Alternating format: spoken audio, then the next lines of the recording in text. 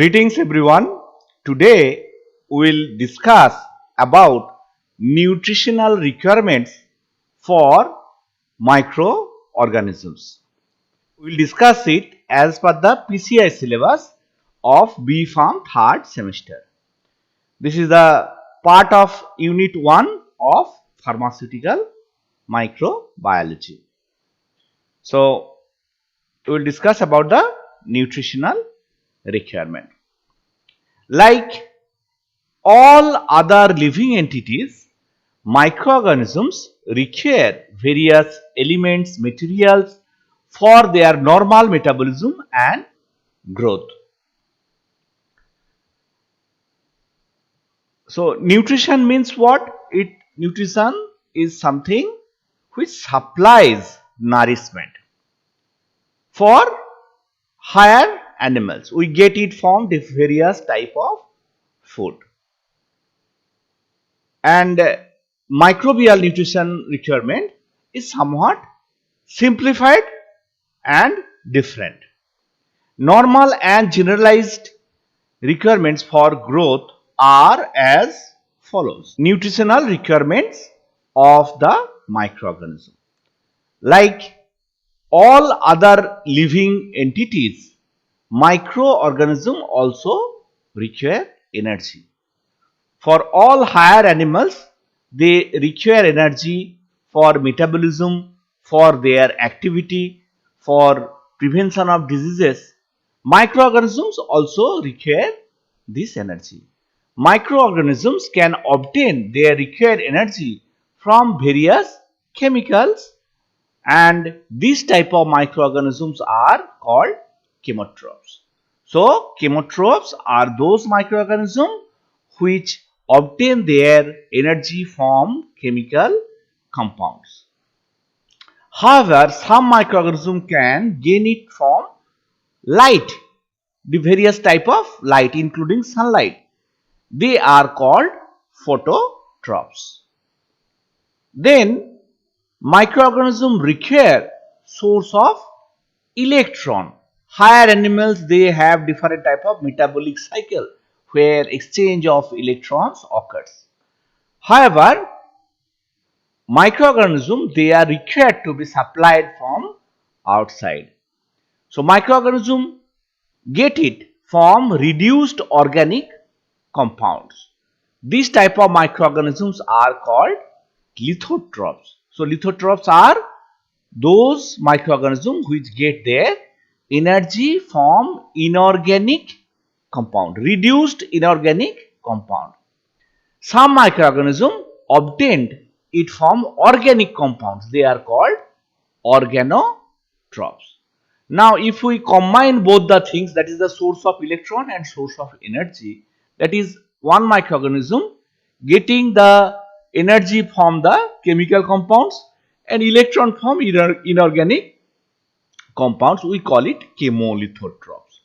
Similarly, photolithotrophs, that is photolithotrophs, that is they obtain their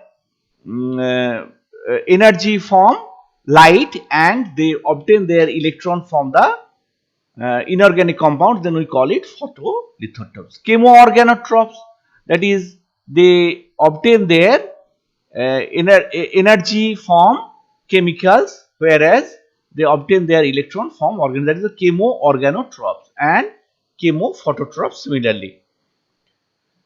So, next is they require carbon. Carbon is a vital element. This is the major constituent of almost all organic compounds. Carbon is the backbone of all organic compounds, and many inorganic compounds contain carbon. Some microbes can utilize atmospheric carbon dioxide as the source of carbon. This type of microorganisms are called autotrophs, whereas some microorganisms obtain it from various organic compounds. Such microbes are called heterotrophs. So, carbon is another requirement for nutrition. So next is source of nitrogen. Nitrogen is a very essential for microbial nutrition because all proteins, enzyme, etc. requires nitrogen. Amino group of the amino acid, they contain a nitrogen. Some prokaryotic can utilize atmospheric nitrogen. As you know, the atmosphere contain inert nitrogen. Some nitrogen contains atmospheric nitrogen. These are nitrogen fixing microorganisms. However, most of them obtain it from inorganic compounds like nitrites, nitrates, ammonium compounds, etc. Or they can obtain it from organic compounds like protein, peptides, etc. So nitrogen is very essential for microbial growth because it is a major part of the important biomolecules like protein, peptides, enzymes, etc.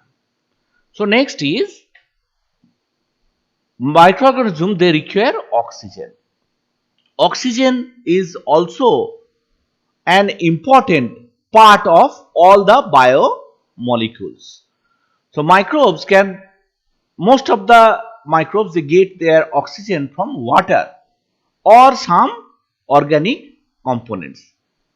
Component atom of various nutrients or from molecular oxygen.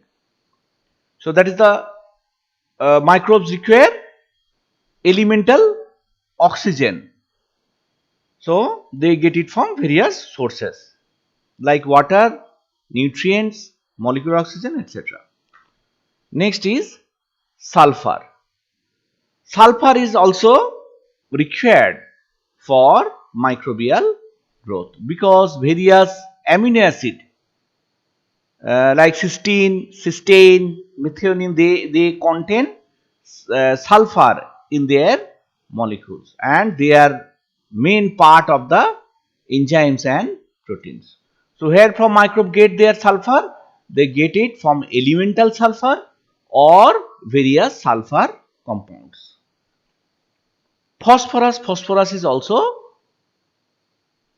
an essential element for microbial growth because very many important molecules like DNA, RNA, phospholipid, teichoic acid and many others, numerous biomolecules, they contain phosphorus.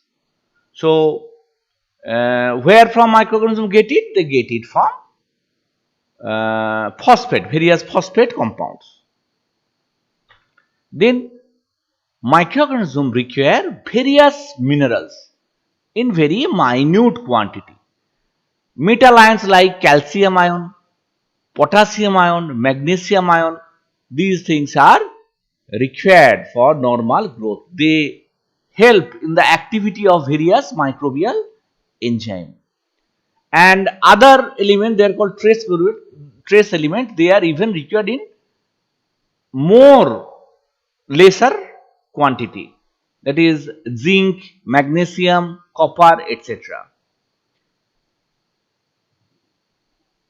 So they in preparation of culture media, they are not generally added from outside, they are present along with other nutrients like meat extract, yeast extract, they are already present. However, for some microorganisms, these minerals must have to be added.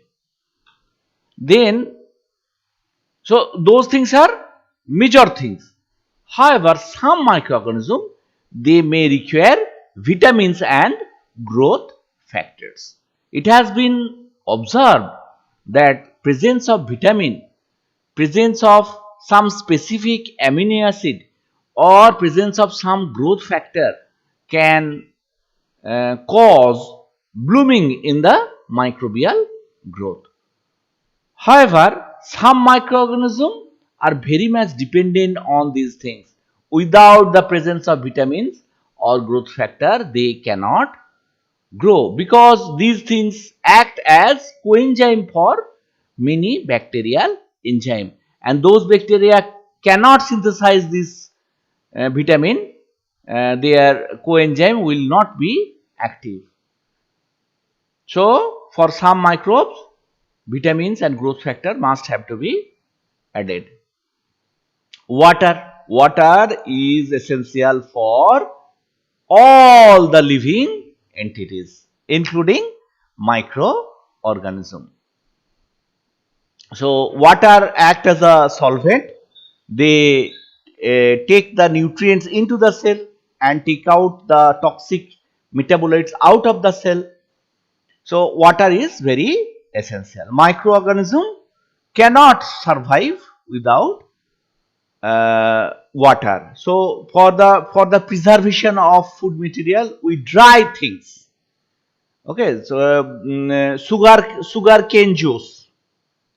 If you extract sugar cane juice and keep it for some time, then it will be damaged within few hours. However, if you dry it and make crystals, that is sugar, we can keep it for several months or more. So you see, the only difference with the sugarcane juice and sugar is that absence of water. So much so important is the water. Dried meat, dried fish, etc. We preserve it by removing all the water from the food material. So water is very important nutritional requirement for microorganism. So this is all. So first we have a source of energy. Second, we have source of electron. Then we have source of nitrogen, carbon, oxygen, sulfur, phosphorus, different type of minerals. Then we have special requirement like vitamin and growth factors, and most important, water. So these are the main nutritional requirement for microorganism. So that is all about the nutritional requirement of microorganism, and I thank you for watching.